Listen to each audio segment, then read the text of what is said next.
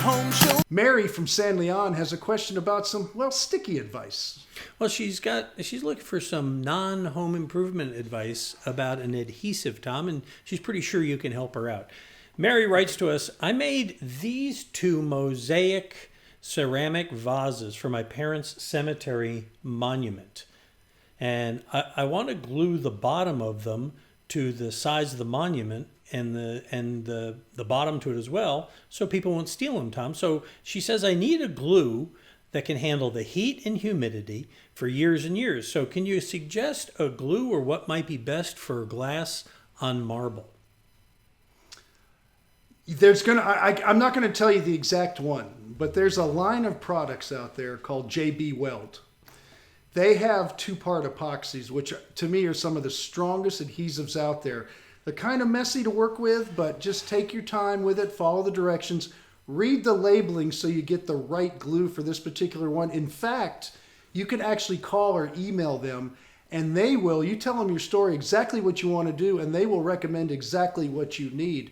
And they have a website too, so look into those 2-part epoxy products. But I do want to say this, if somebody really wants to get something, and it's out there like that, they probably will find a way to either try and break what you've done, trying to get it off, or it might eventually let go, or they might be able to outsmart it. I don't know, but those products are some of the best on the market. As far as something, over time with heat, water, 10 years, 20 years, 30 years, things are only going to last so long when it comes to glue. Sometimes mechanical fasteners would be better, which means maybe putting a screw or a bolt through the bottom into the marble or granite, something like that. But I don't know if you want to go to that expense. But try the JB Weld products. I think you'll find something that will probably be your best bet that's going to be off the shelf. And I'll give you a tip, Mary, and I think it's very sweet what you're doing, and I think anybody who messes with that ought to take a permanent residence nearby. But I'll just say that about that. One thing, I'll give you a little tip, because I've wrestled with some of these issues of things out in places like that. Check with the people that run that facility before you add something to that stone. Because they sometimes have restrictions on things you can put in a cemetery that they will want to know that it is permanently part of it and not something that's just sitting there.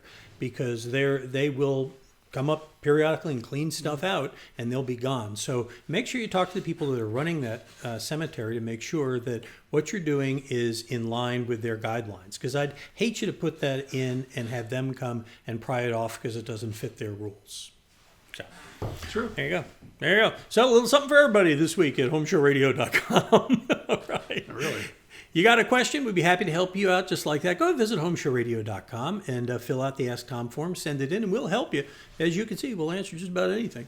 We'll post the videos for you at our Facebook page, our YouTube channel, and, of course, right there on HomeShowRadio.com. We post a new one every day, and we appreciate you sending in the questions.